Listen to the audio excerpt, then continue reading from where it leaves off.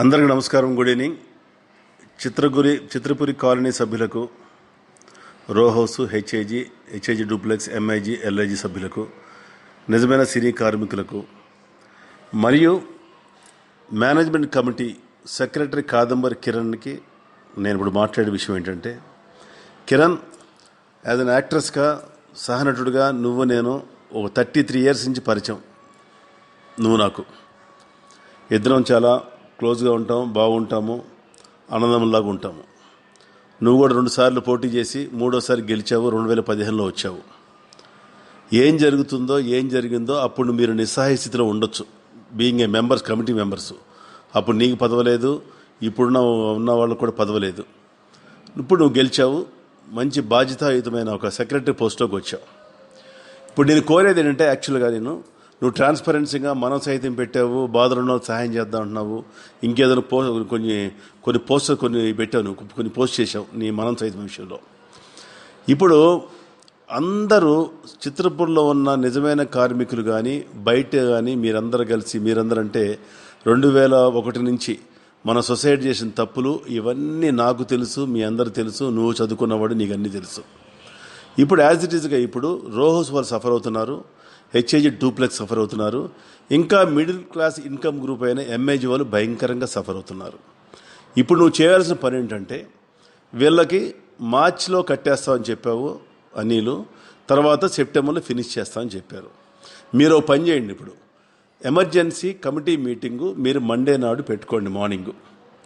Monday నాడు morning పెట్టుకొని ఆ మీటింగ్లో మీరు ఏం చేయాలంటే, ఇప్పుడు వరకు ఎంఐజీలో ఎంతమంది కట్టారు, 1186 76 మంది ఉన్నారు కదా, వాళ్ళు ఎవరు ఏ యూనియన్ నుంచి ఎంత కట్టారు, ఇంకెంత అమౌంట్ రావాలి, వెయిటింగ్ లిస్ట్ వాళ్ళు ఎంత కట్టారు, వాళ్ళు కొంతమంది తిరిగి అమౌంట్ ఎంత ఇచ్చాము, ఇంకా వీళ్ళ దగ్గర నుంచి ఎంత అమౌంట్ రావాలి. యాక్చువల్గా 16 లక్షలు అని అప్పుడు అనుకున్నాం. అంతకుముందు ఐవీఆర్స్ అగ్రిమెంట్ ప్రకారం అయితే 13 లక్షలే. 16 లక్షలు మీరు 19,25,000 చేశారు. 3,20,000 ఏమైనట్టు. అకౌంట్లో డబ్బులు లేవు. ఈ డబ్బులు లేకుండా మీరు ఎలా కడతారనేది మాకు ముందు మీరు నమ్మకం ఏర్పరచాలి. ఇవన్నీ తీసి ట్రాన్స్పరెన్సీగా, పారదర్శకంగా మీరు అన్నారు కదా, ఇప్పుడు వచ్చి మేము చేస్తామని చేయండి. మీరు 5 పాతోళ్ళు గెలిచారు, కొత్త వాళ్ళు 6 వచ్చారు. ఎవరేం చేసినా, పాత వాళ్ళు చేసినా, కొత్త వాళ్ళు చేసినా, ఇప్పుడు ప్రక్షాళన ఎలా చేస్తారంటే, మీరు నిజాయితీగా ఉన్నావు కాబట్టి నేను అనుకుంటున్నా. నిజాయితీగా ఉన్నవాడు కూడా నువ్వు మొన్న నాయుడు గారి దగ్గర రివర్స్ కన్స్ట్రక్షన్ దగ్గర నుంచి 50 లక్షల రూపాయలు తీసుకున్నావు. దేనికి తీసుకోవాల్సి వచ్చింది, ఎందుకు తీసుకోవాల్సి వచ్చింది? 50 లక్షల రూపాయలు అంటే చిన్న మాట విషయం కాదు కదా. బ్యాంకులో డ్రా చేయించి మీ పదవి టైం అయిపోయిన తర్వాత నువ్వు తీసుకున్నావు. ఎక్కడ తీసుకున్నావు, ఏ ప్లేస్లో తీసుకున్నావు అనేది రికార్డు పూర్వకంగా ప్రతిదీ ఉంది. ఇవి లేకుండా నేను మాట్లాడను. తీసుకున్నప్పుడు నీకు ఇద్దరికి నాయుడు గారు ఫోన్ చేశాడు. ఒక పాత సెక్రటరీ వినోద్ బాలాకి, ఒక కమిటీ మెంబర్కి ఫోన్ చేసి, ఏమండి ఇప్పుడు జస్ట్ హ్యాండ్ ఓవర్ అమౌంట్ కాదంబరికి 50 లక్షలు, ఓకే అని చెప్పారు. ఏంటి దోపిడీ? ఈ దోపిడీ ఏంటి? నీలాంటి 10 మంది, ఒక సెలబ్రిటీ లాంటి వ్యక్తి నువ్వు చిరంజీవి గారి దగ్గర తీసుకెళ్తున్నావు, పవన్ కళ్యాణ్ దగ్గర తీసుకెళ్తున్నావు, ఇంకా తీసుకెళ్తున్నావు. ఏం సాధిద్దామని వెళ్ళారు మీరు? ఏం చెబుదామని వెళ్ళారు? ఇక్కడ ఎంఐజీ చూస్తే 13 సంవత్సరాల నుంచి అలాగే ఆగిపోయి ఉంది. డబ్బు ఎక్కడ కడతారు? ఇప్పుడు స్టేట్ బ్యాంక్ ఆఫ్ ఇండియాకి 9 crores 11 crores కట్టాలి. డబ్బు ఎక్కడది? ఐవీఆర్సీఎల్ పని అయిపోయింది, 100 కోట్లు పోయింది. ఇప్పుడు దీనికి డబ్బు ఎక్కడ తీసుకొచ్చి కడతారు? మీరేం చెప్పారు last time meeting before election అప్పుడు? ఏం చెప్పారు? రో హౌస్లో, హెచ్ఐజీ డూప్లెక్స్లో మాకు అమౌంట్ రావాలి, వస్తే ఇక్కడ డైవర్ట్ చేస్తామన్నారు. అసలు రో హౌస్లో మీకు ఎంత అమౌంట్ రావాలి?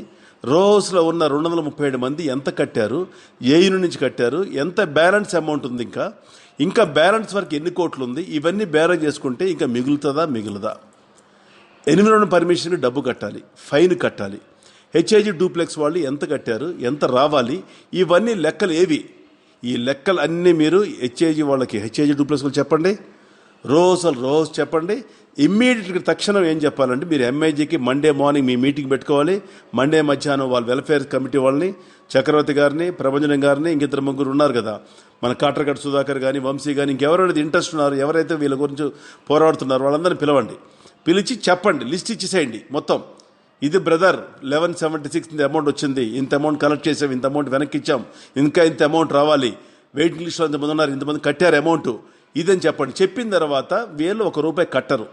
ఎవరు కట్టాల్సిన వాళ్ళు కూడా కట్టరు. ఎందుకంటే ఎక్కడ వేసిన గొంగలు అక్కడే ఉంది. డస్ట్ చేయి పెడితే డస్ట్ ఊడిపోతుంది తెలీదా? అక్షయ్ కన్స్ట్రక్షన్ ఏం చేసింది? నాయుడు గారు రివర్స్ కన్స్ట్రక్షన్ ఎవరికి ఓబులేష్ గారికి ఇచ్చారు, ఆయనకి డబ్బులు ఎగ్గొట్టారు. ఆయన ఒక మధ్యవర్తిని పెడితే ఆయనకి ఇంకా 11 కోట్లు 12 కోట్లు రావాలని చెప్పారు.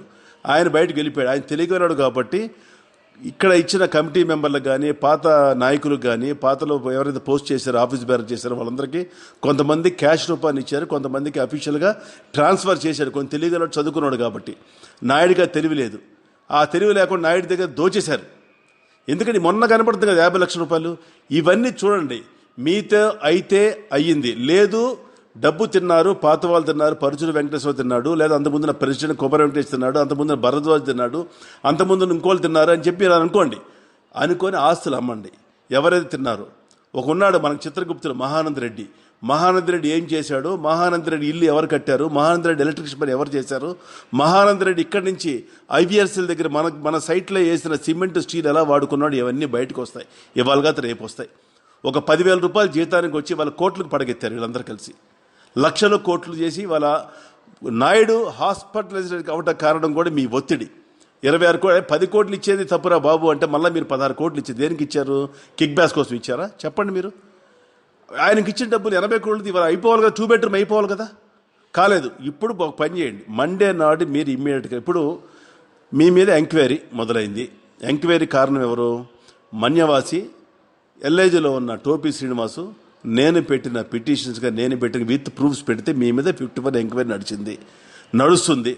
రేపొద్దున ఏం తప్పులు జరిగినా ఎవరు జరిగినా కూడా బాధ్యతలను చేస్తారని చెప్పి వీరబ్రహ్మం గారు చెప్పారు, IAS officer.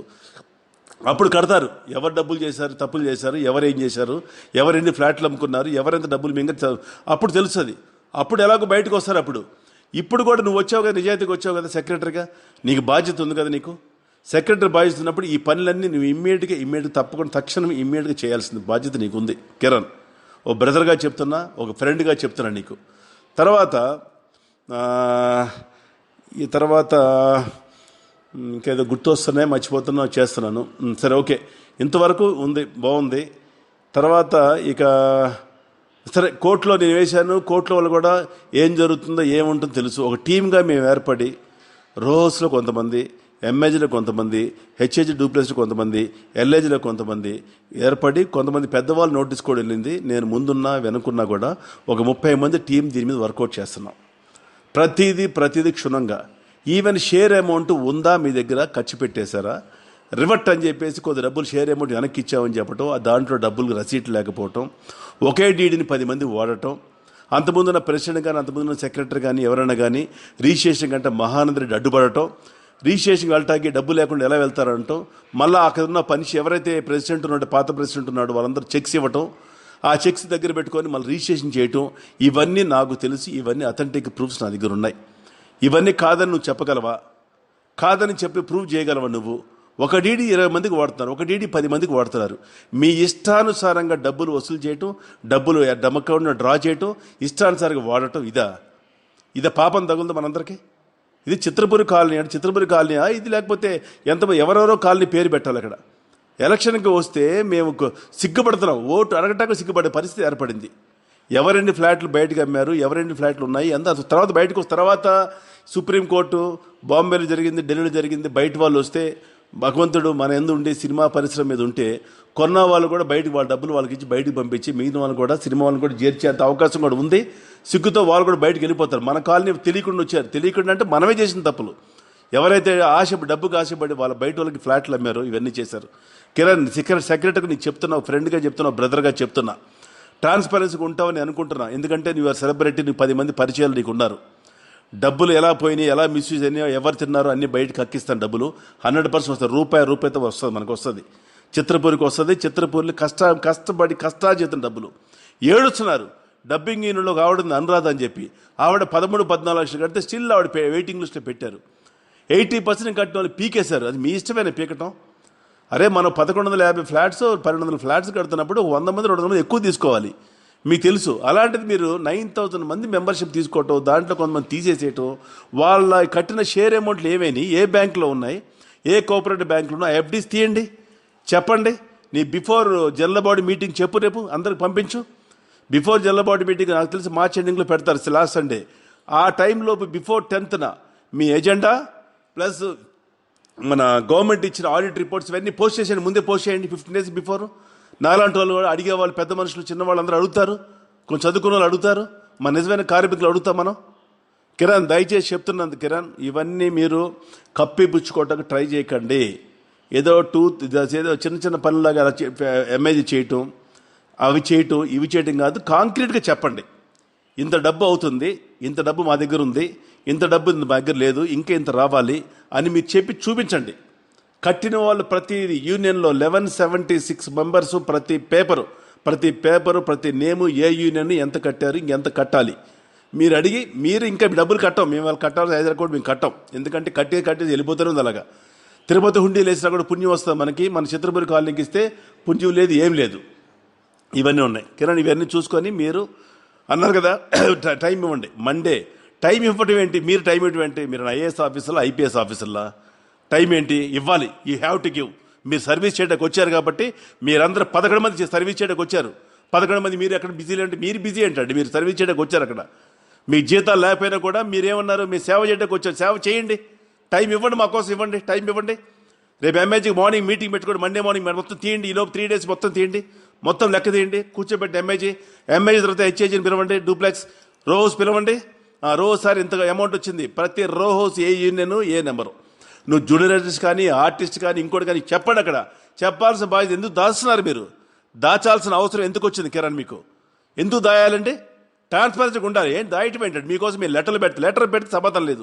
Last month letter రాసే మీకు ఎంఐజీ డబ్బులు వచ్చేసినాయి, మీరు తిరిగి రాశారు, కట్టసి ఉందా? అరే ఇంత కష్టపడి లెటర్ రాశారు చెప్పడం నీ తప్పయ్యా కళ్యాణ్, నీది కరెక్టు. ఎందుకు చెప్పరు మీరు? తీసి డస్ట్బిన్లో పడేస్తారా? తమాషాగా ఉంది మీ అందరికి. మీకు వచ్చిన 6 మందికి ఏం తెలియదు. ఏం తెలుసు? మాకు ఎంఐజీ చాలు అంటారు. ఎంఐజీ అవ్వాలి, డూప్లెక్స్ అవ్వాలి, రో హౌస్ అవ్వాలి. డెవలప్మెంట్ ఫండ్ అయిందో మాకు తెలియాలి. డెవలప్మెంట్ ఫండ్ ఎందుకు డైవర్ట్ అయిందో మాకు తెలియాలి. ఐబీఆర్సీఎల్ దగ్గర నుంచి నాకు రీసెంట్గా తెలిసింది, ఐబీఆర్సీఎల్ కంపెనీ వాళ్ళ మళ్ళీ మీకు నోటీస్ పంపించారండి, మాకు ఇన్ని కోట్లు, ఇన్ని 100 కోట్లు రావాలండి. సిగ్గు చేటు కదా మనకి. అది బయట పెట్టారా? కనీసం ఒక పోస్ట్ చేయండి. ఇదిగోండి ఐబీఆర్సీఎల్ మనల్ని ఉంటాడండి బాబు, మనకు 100 కోట్లు ఇవ్వాల్సి వచ్చి ఇంట్రెస్ట్తో పాటు వాళ్ళు మనం రాయటం ఏంటి? ఏంటి ఇవన్నీ? ఎక్కడ పోతుంది ఈ 100 కోట్లు ఏంటి, కోట్లు ఏంటి? జీవితంలో నేను ఎప్పుడు వినలేదు. మన సౌత్ ఇండియాలో సినిమా ఇండస్ట్రీలో అతి భయంకరమైన పెద్ద స్కామ్ ఇది. భయం లేదు, ఏమీ లేదు. 2001లో ఎలక్ట్ అయిన వాళ్ళ దగ్గర నుంచి 2020 వరకు ఎవరికి భయం లేదు. పెద్దవాళ్ళకి భయం లేదు. తమ్మారెడ్డి భరద్వాజ్ దగ్గర నుంచి ఇప్పుడున్న పరుచూరు వెంకటేశ్వరరావుకి ఎవరికి భయం లేదు, ఏమి లేదు. ఏమైతే ఏముందిలే, అడిగేవాడు ఎవడు, పీకేవాడు ఎవడు, అడిగేవాడు నోరు మూపిద్దాం, అడిగేవాడు నోట్లో డబ్బులు కొడదాం. ఇదే మీరు చేసే పని. తీయండి. మీరు కానీ తీయపోతే ఇది ఉద్యమంలాగా వస్తుంది చెప్తున్నాను కిరణ్. మీరు ఏ మెగాస్టార్ చిరంజీవి అన్న దగ్గరికి వెళ్ళారో, ఏ పవన్ కళ్యాణ్ దగ్గరికి వెళ్ళారో, ఇంకెవరి దగ్గరికి వెళ్ళారో మొత్తం అన్ని పెడతాం. అలాగా కోర్టు కూడా నాకు తెలిసి ఆర్డర్ ఇస్తుంది. కోర్టు ఏమి ఇచ్చింది? బిఫోర్ ఎలక్షన్ అప్పుడు ఎలక్షన్ మేము 51 ఎంక్వైరీ ఉన్నాం కాబట్టి మేము లిస్టు బయట పెట్టమన్నారు. మీరు ఏదో మేనేజ్ చేసి మీకు సంబంధించిన ఒక ఎలక్షన్ లిస్ట్ తయారు చేసి అది అప్రూవ్ చేసుకొని ఎలక్షన్కి వెళ్ళిపోయారు. తెలియదు అనుకుంటున్నారు ఇవన్నీ? నాకు ఇవన్నీ తెలియకుండా ఎలా ఉంటుంది చెప్పు నాకు కిరణ్? చిన్నపిల్లలం కాదు కదా మనం.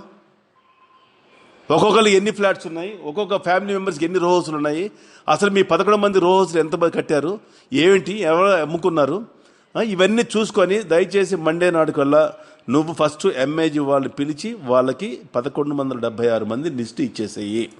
దీని తర్వాత ఏ విషయం ఉందో ఇంకా తర్వాత మాట్లాడతాను.